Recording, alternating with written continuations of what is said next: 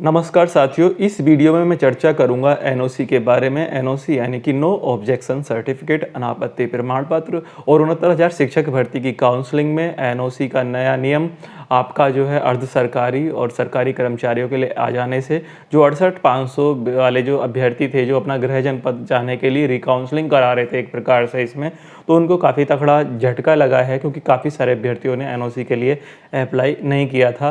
तो 69,000 शिक्षक भर्ती के जो नए प्रतिभागी हैं वो इसको लेकर काफ़ी खुश भी हैं। तो इस वीडियो में हम सारी जो पॉइंट्स हैं उन पर चर्चा करेंगे। एनओसी और रेजिग्नेशन से संबंधित चर्चा करेंगे। तो दोस्तों, वीडियो के साथ आखिर तक बने रहिएगा और चैनल को सब्सक्राइब कीजिए, बेल आइकन को ऑल पर सेट कीजिए। तो शुरुआत करते हैं। एनओसी यानी कि नो ऑब्जेक्शन सर्टिफिकेट, अनापत्ति प्रमाण पत्र। तो पहली बात, ये किसको आपका मतलब लेनी होती है? तो दोस्तों, वे सभी सरकारी कर्मचारी जो पहले से किसी सरकारी विभाग में जॉब कर रहे हैं, तो उनको जो है, अगर वो किसी अन्य विभाग में नौकरी के लिए आवेदन किए हैं, उनका सिलेक्शन होता है, तो उनको क्या है कि जब वो आवेदन करते हैं तो उससे पहले, आवेदन से पहले उनको क्या करना पड़ता है, परमिशन लेनी पड़ती है आवेदन करने के लिए। और तब जो है आपका वो आवेदन करते हैं, तो तब उनको एनओसी मिलता है। ठीक है, उसके बाद वो सेलेक्ट हो जाते हैं, तो उस एनओसी के बेस पे वो वहाँ से आपका जॉब छोड़ देते हैं और अपना नई जॉब जो है वो ज्वाइन कर लेते हैं। तो ठीक है, तो आप समझ गए होंगे एनओसी किसको मिलती है। एनओसी उन सभी सरकारी कर्मचारियों को मिलती है जो पहले से सरकारी विभाग में जॉब कर रहे हैं और किसी अन्य सरकारी जो है जॉब के लिए जो है वो प्रतिभाग किए हैं। एनओसी कब देनी होती है? तो दोस्तों, ये चीज़ ध्यान रखना है, जब दस्तावेज सत्यापन होता है, तो यहाँ तो अब ये नियम अभी आया है, इस साल से आया है। तो जब दस्तावेज सत्यापन होता है या आप ज्वाइन करते हैं, तो उस समय पूर्व विभाग की एनओसी जो है लगानी होती है, और तभी जो है आपका चयन जो है होता है और एक वैलिड सिलेक्शन आपका माना जाता है, और पूर्व की सेवा के जो कुछ लाभ हैं वो भी आपके जो है सम्मिलित रहते हैं। अब एनओसी अगर नहीं है, ठीक है, एनओसी नहीं है संबंधित अभ्यर्थी के पास, और वो मतलब सरकारी कर्मचारी है और वो काउंसलिंग कराता है, दस्तावेज सत्यापन में प्रतिभाग करता है, तो उस पर मतलब क्या प्रभाव पड़ सकता है? तो दोस्तों, ये टोटली आपका इलीगल है।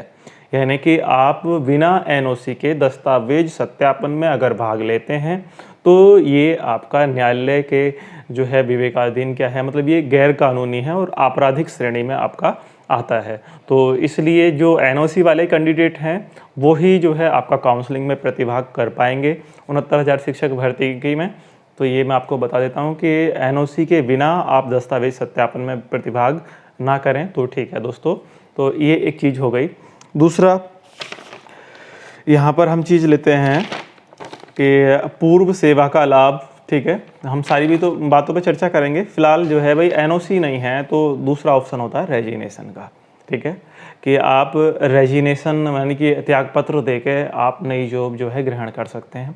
तो जो त्याग पत्र होते हैं वो 3 प्रकार के होते हैं। एक तो नॉर्मल होता है, ठीक है, हम 68,500 वाले अभ्यर्थियों के लिए लास्ट में कुछ राय है मेरी अपनी, वो भी मैं समझाऊंगा। तो त्याग पत्र जो है, मतलब एनओसी नहीं है तो त्याग पत्र देके आप जो है अपना जो नई जॉब है उसको ग्रहण कर सकते हैं। तो आपका त्याग पत्र 3 तरह के होते हैं। नंबर 1, सामान्य त्याग पत्र। सामान्य त्याग पत्र में क्या होता है कि आपको एनओसी नहीं मिली है तो आप उधर से अपना डिपार्टमेंट से त्याग पत्र ले लो कि मैंने ऐसे में अब जॉब नहीं कर रहा, मैंने जॉब छोड़ दी है, और वो आपका अपना रिस्क होता है और आपने नई जॉब जो है ग्रहण कर ली। तो उसमें आपको पूर्व सेवा के कोई लाभ मिलने से रहा। और बस जो आपका, क्योंकि इस समय क्या है, एनपीएस लागू है, न्यू पेंशन स्कीम लागू है, तो नई पेंशन स्कीम का जो प्रान नंबर अलॉट हुआ है उसके बेस पे जो आपका एनपीएस खाता है, न्यू पेंशन स्कीम का खाता है, वो मतलब जो है वहीं से आपका स्टार्ट हो सकता है। यानी पहला जो पैसा पड़ा हुआ है वो आपका अगली सेवा के हिसाब से मतलब उसमें ऐड होता रहेगा। तो ये चीज़ है। तो जो सामान्य त्याग पत्र है तो उसमें काफ़ी रिस्क रहता है। दूसरे नंबर पर होता है आपका तकनीकी त्यागपत्र, यानी कि जो तकनीकी रूप से टेक्निकल रेजिग्नेशन उसको बोलते हैं। तो उसमें क्या है, आपका पूर्व सेवा, यानी कि आप डिपार्टमेंट से एनओसी लिए होंगे तभी आपको जो है वो टेक्निकल रेजिग्नेशन मिलता है। उसके बेस पे जो है जब आप आते हैं तो पूर्व सेवा के लाभ भी आपको मिलते हैं और कई सारी चीज़ें आपकी मतलब बेनिफिशियल आपकी रहती हैं। लेकिन यहाँ पर क्या है कि अगर आप जो नई जॉब ग्रहण किए हो तो उस डिपार्टमेंट से, उसकी जॉब की जो है दिशाओं से, उस जॉब से संतुष्ट नहीं हो तो आप अपने पहले वाले डिपार्टमेंट में नहीं जा सकते टेक्निकल रेजिग्नेशन में। लेकिन एक आपका होता है तीसरे नंबर का लीन टेक्निकल रेजिग्नेशन। तो इसमें क्या है, 2 साल की लीन अवधि मिलती है। इस बीच में आप अगर चाहें 2 साल के अंदर अंदर, जैसे कि मैंने भी अपना, जब मैं यहाँ इस डिपार्टमेंट में आया था तो मेरा जो था टेक्निकल जो रेजिग्नेशन की जगह मेरा था लीन टेक्निकल रेजिग्नेशन था। तो मैं चाहता था 2 साल के अंदर अंदर अपना पूर्व डिपार्टमेंट CISF में जा सकता था। तो दोस्तों ये एक चीज़ यहाँ पर हो गई। लीन टेक्निकल रेजिग्नेशन में आप क्या है, आपका पूरी तरह से लीगली आपका त्यागपत्र होता है और आप 2 साल के अंदर में अपना पूर्व डिपार्टमेंट में जा सकते हैं। तो ये चीज़ हो गई, तीनों तरह के त्यागपत्र मैंने आपको समझा दिए। सामान्य वाला काफ़ी आपका रिस्की है और 69,000 शिक्षक भर्ती में जो 68,500 के अभ्यर्थी हैं जिनके पास NOC नहीं है, ठीक है, तो उनके लिए काफ़ी रिस्की रहेगा इस तरह का निर्णय लेना, क्योंकि वो ऑलरेडी सेवा में बने हुए हैं, जॉब चल रही है, सर्विस बुक उनकी बन चुकी हैं, सारी चीज़ें हैं। तो ये उनको डिसाइड करना है, ठीक है, क्योंकि MRC वाले कैंडिडेट का जो है आपका निर्णय आ भी गया है दोस्तों। तो ये काफ़ी सारा जो है आपका उनके लिए बेनिफिशियल है कि सरकार पर वो दबाव बनाए और अपना जो जिला आवंटन है वो जिस तरह से वो जीते हैं उस तरह से आपका करवाएं, तो उनको उनका गृह जनपद मिल जाएगा। लेकिन यहाँ पर काफ़ी रिस्क है उनके लिए, मैं ये कहना चाहता हूँ। और दूसरा भाई, अगर बिना NOC के काउंसलिंग में प्रतिभाग करते हैं तो ये कहीं भी आप पूछ लेना, किसी से भी जो विधिक सलाह ले लेना, तो ये वास्तव में क्या है, गैर कानूनी है। और दूसरा क्या है, आप समान जॉब के लिए यानी कि समान ग्रेड पे, समान बेसिक सब कुछ के लिए प्रतिभाग कर रहे हो, तो ये एक बड़ा फैक्टर है। वैसे NOC अगर आपको समान वेतन के लिए या निम्न वेतन के लिए, मतलब वो भी मैंने आपको जैसे कि बताया कि विभाग पर डिपेंड करता है, विभाग के विवेक पर डिपेंड करता है कि वो आपको अपना समान मतलब पद के लिए या निम्न पद के लिए आपका NOC देती है या नहीं देती है। वो टोटली विवेक पर डिपेंड करेगा, विभाग के पे। और वैसे जो है अपर ग्रेड पे यानी कि ऊपरी जॉब के लिए आपका NOC बड़ी आसानी से मिल जाती है। तो मैं मानता हूँ कि आप सब समझ गए होंगे कि NOC जो है क्या होती है, किसको देनी होती है और ये इतनी इम्पोर्टेंट क्यों होती है एक सरकारी या अर्ध सरकारी कर्मचारी के लिए जब वो अपनी पहली जॉब छोड़ के नई जॉब में सिलेक्शन लेता है।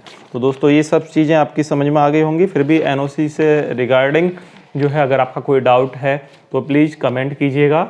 और मैं 68,500 वाले सभी अभ्यर्थियों से निवेदन करूंगा कि आप हो सके, क्योंकि गृह जनपद वाला जो आपका केस आप लोग जीते हैं MRC कैंडिडेट, उस पर सरकार पर दबाव बनाओ तो आपको आपका गृह जनपद जो है मिलेगा, क्योंकि आपके साथ गलत हुआ है। ये बात मैं भी स्वीकार करता हूं दोस्तों कि आप हाई मेरिट वाले अभ्यर्थी थे और आपको आपका गृह जनपद या पड़ोसी जनपद नहीं मिला, तो आप उस पर जो है दबाव बनाइएगा सरकार पर और जो है आपको गृह जनपद आपका मिल जाना चाहिए पहली भर्ती के हिसाब से ही।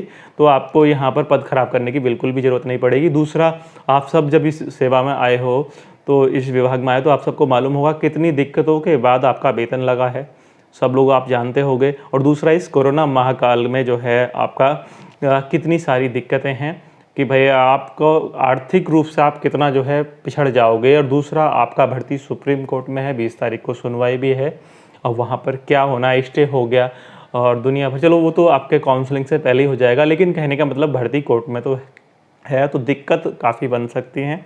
तो दोस्तों एक सोच विचार के अपना स्वयं का, अपने घर परिवार का और अपने माता पिता से सबसे डिस्कस करके तभी जो है आपका त्यागपत्र देने का निर्णय लें अगर आपके पास NOC नहीं है।